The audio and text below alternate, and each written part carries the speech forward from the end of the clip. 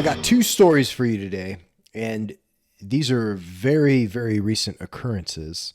And it's about two different people that I was consulting with about their branding and their image and what they were trying to do. And we got down to the logo portion of the discussion. And let's talk about the first one. And I'm going to keep the names of these organizations private because these are ongoing relationships. I don't want anything to particularly besmirch any of these organizations. It's not that they were doing anything intentionally wrong. It's just we were making choices that seemed like they were the right choices. But in my opinion and in my experience, these would have been very, very catastrophic choices to make in terms of the design of the logo. Now, whenever we're talking about logos, there's a certain amount of art involved, which means there's a certain amount of subjectivity involved. And some people might not see these things the same way I would, which is fine. You can hire probably 1,000 different logo designers and come up with 1,000 different logos, and a major percentage of those would probably work just fine for your company. Now, sometimes there can be serious flaws with logos where there's an unintentional hidden message that is embarrassing or could offend or infuriate people. There's a lot of times where that happens. Sometimes the designer just doesn't see things. Sometimes they try to put something intentionally nefarious in there.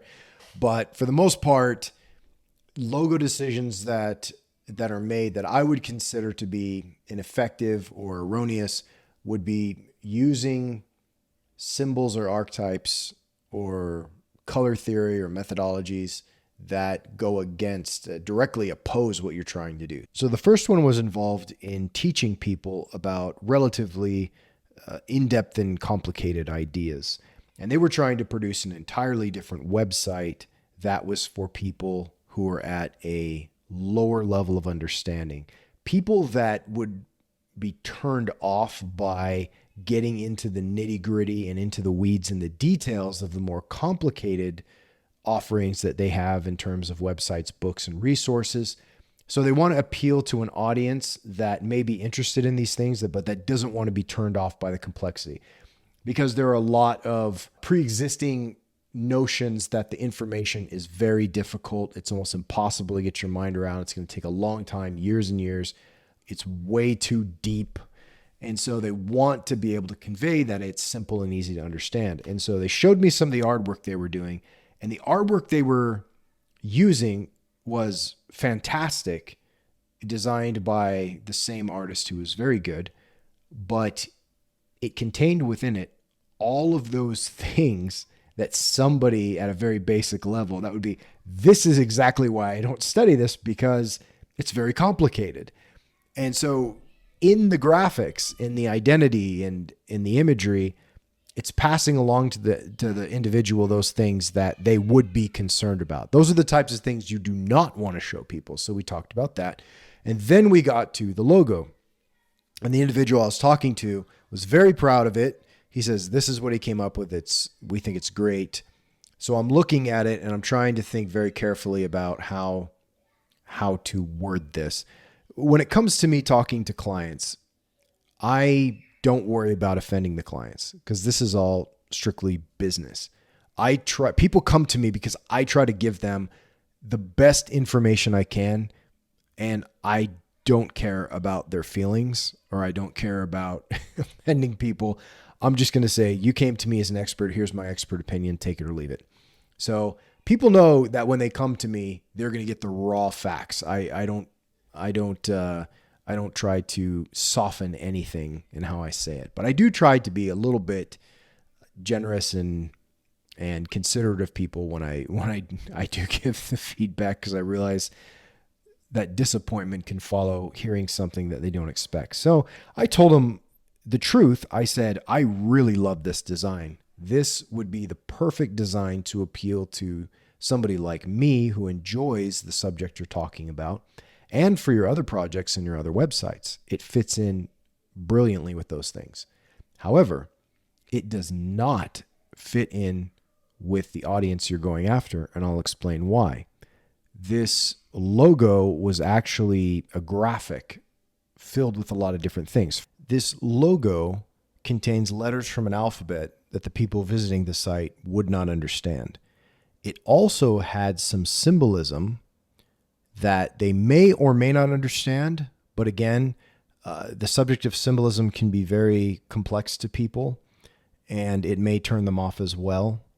So there's a little bit on the fence with that. But then there was a constellation, and now you're dealing with astronomical subjects that people aren't necessarily going to be immediately familiar with of why that's there. Again, it's something more hidden and complex. And then you have the color scheme, which was this blue fading into a magenta, which also suggested perhaps mystery and hidden things, especially in the context of all these things put together. So generally, almost everything in the logo was something that was signifying things that were complex and hidden. And for an advanced audience, like their other websites, this type of thing would be perfect for them. It would appeal to them. They'd get it. They'd be attracted to it. But that's exactly the kind of thing that is not going to be appealing to an audience with a more basic understanding, which is what they were trying to create. So I said, if you're going to create some type of logo and you're working on your identity and imagery, you're going to need to bring it down quite a bit. You're going to want to use your white space appropriately, perhaps white backgrounds on the site, make everything seem very simple.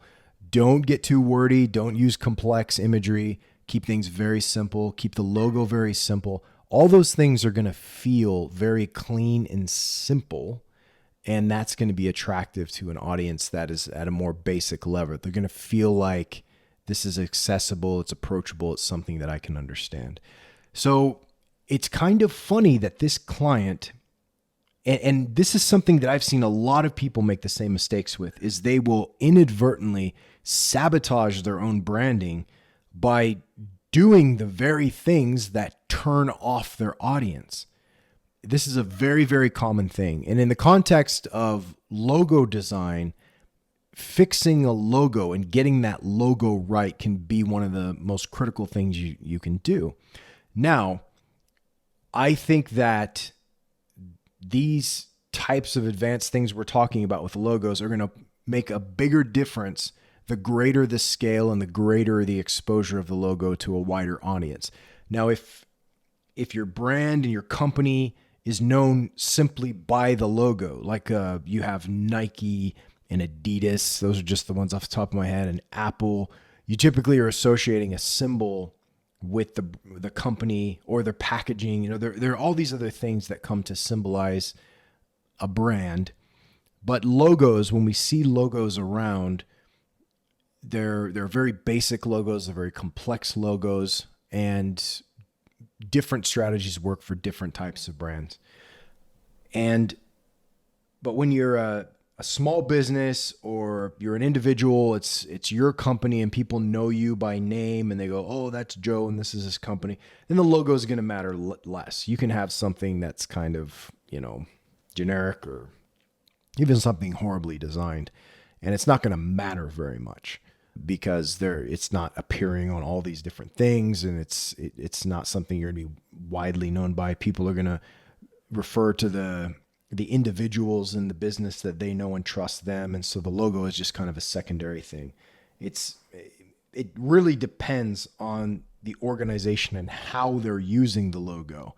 If the logo is going to be stuck onto a product and appear on billboards or on a line of clothing, and it's going to appear in all these different locations, and it touches all of these other different things, then it becomes a lot more critical. You really, really, really need to have a good designer involved that has a lot of experience.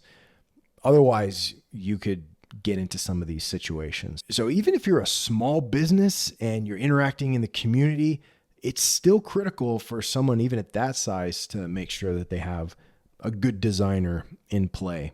But again, like I said, it really depends upon the scale of the business and how many different things the logo is touching and how the public is interacting with that logo. So Let's go to the second one. The second one was pretty interesting. This was a completely different organization.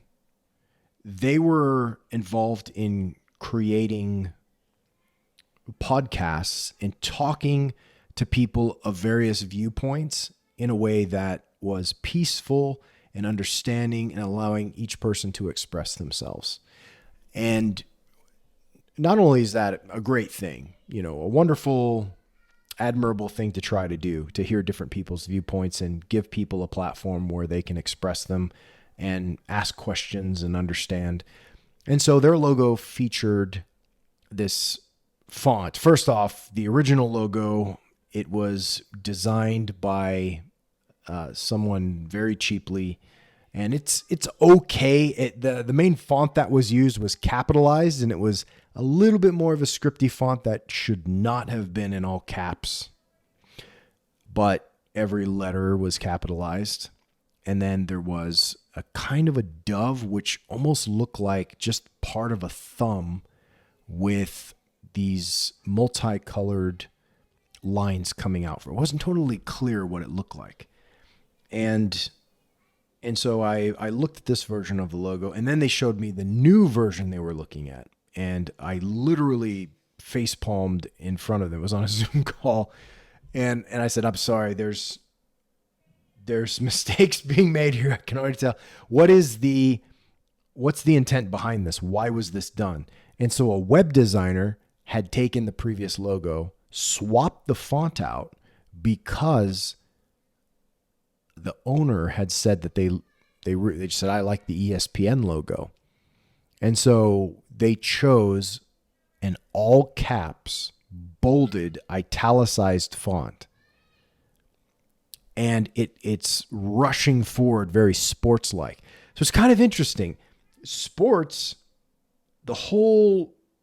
everything about sports is combative in nature. There's a winner, there's a loser. It's using force to gain victory and all these techniques and everything. That's the direct opposite of what he's trying to do with his podcast, create a peaceful discussion where it's mostly win-win. So you don't want to go to sports as your inspiration for your logo that's about peace. You would probably look at other organizations that deal with creating peace and see if there's some inspiration from some of them. But you don't go directly to combat. This is like the opposite of what you're trying to do. And it looks like this logo is leaning forward, just cramming into this dove, this symbol of peace, like it's attacking the dove. So I was telling him about this, and he seemed to understand what I was getting at. So I went into Illustrator really fast, and I typically don't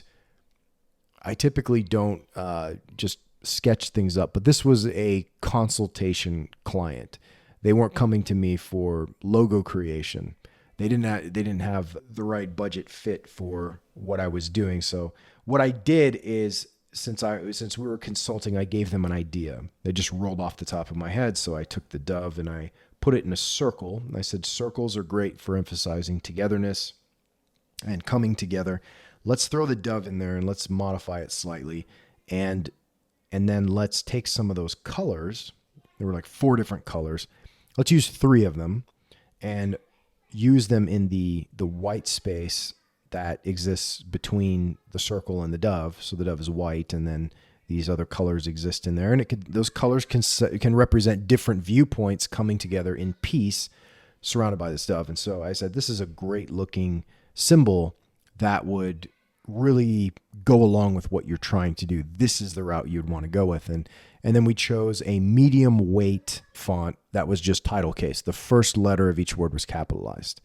And we stacked those and put them together, and it looked great. It was a much better version. So I said, take this, and I recommended a place to go to find a good designer. And I said, share this with them, talk about your organization, your intent, and what you're all about. The other logo went good with the original font. It was kind of curvy and soft. And so the symbol of the previous one fit really well with the font. But now we just tore that font away, used the same symbol. Not only was the same symbol used, they squashed it. They took it horizontally and they squashed the graphic. And you just do not do that. You do not do that ever. They squashed it, and then they just threw in this ESPN like font right into it. And oh my gosh, it's stuff like that that just makes my brain explode. And it's something that I guarantee you may look at that and go, well, no one's going to notice that. But people resonate with things on a subconscious level. In marketing and advertising, we absolutely know this. And what's happening in someone's mind below their conscious level is sometimes hard to define, but you can create things that allow organizations to communicate things to people on that subconscious level using colors. It's why when you drive down the road and you look at all the fast food places, they're mostly yellow and red or orange, because those are the hungry colors. And for some reason, when we see those colors, we just associate with food and meals and eating and the joy that those things bring us, and they resonate. And so they use those. And blues are symbolic of trust. It's a good color for trust. You see it in social media all the time. A lot of institutions like banks and insurance companies will use blue. Now, these are not hard and fast rules. You could subvert some of these common rules to imply something a little different, but generally speaking, these colors have an appeal on people. In a lot of hospitals, they'll paint the walls pink. Pink is a very calming and soothing color. And so often you'll see pink in places that are catering to people's needs. And so it's kind of funny how color has those effects, but shapes do as well. Certain types of shapes and the way that you arrange certain symbols have an effect on people as well. And when you combine shapes and colors and configurations, you're getting into the realm of logo design. And so these are all very, very real things. And it goes all the way back to the beginning of our existence, where we made shapes and we carved things into rocks because those shapes worked. People carved spirals to represent creation and life and things like that. And those are common throughout cultures all over the world that never talk to each other. It's very interesting. And so when you're going to create logos, essentially create a symbol, create new symbols that people can associate with, it's very important if it's something that's going to be very significant to your brand and you're spending a lot of money putting that logo onto a bunch of different things. If you're spending thousands of dollars, hundreds of thousands of dollars creating marketing materials and products and things with this logo all over them, it's worth it to invest in a good designer who understands a lot of these things, who understands your target audience. If you're working with a logo designer who doesn't ask you anything about your target audience, then that's something that's kind of a red flag. If a logo designer doesn't understand a target audience and their way of thinking and how to appeal to a target audience and make sure that your brand is communicating the right things to them, you could be making a big mistake. You might get a really cool looking logo, but you might be using colors, symbols, archetypes, things like that are turning them off, and in those tiny ways. It's kind of like in professional sports where millimeters, grams, small things make a huge difference at the professional level, but they don't really matter too much if you're playing high school sports. They may, right? They do come into play, but younger people, their skills are not as refined. You even go down the level of Pee Wee football. It's not going to matter what their elbow pads weigh. It's not going to matter what the shoes and the different things weigh, but it will matter once you get up to the professional level where the competition is pushed so high that the tiniest little things can make or break the winners and the losers. And I believe it's like that when it comes to branding and logo design and the creation of symbols. We can do so much better. We can make things more effective or less effective. And so it can become critical depending on the scale that you're operating at. When it comes to logo creation, that's the main thing that you need to ask yourself is how many things is this logo going to touch? How is it going to impact my audience? And it could be very helpful to simply talk to somebody or consult with a branding expert who can offer you some guidance on the best approach. So take that with you as you go out and design your logos or get logos designed. And hey, get out there and create something great.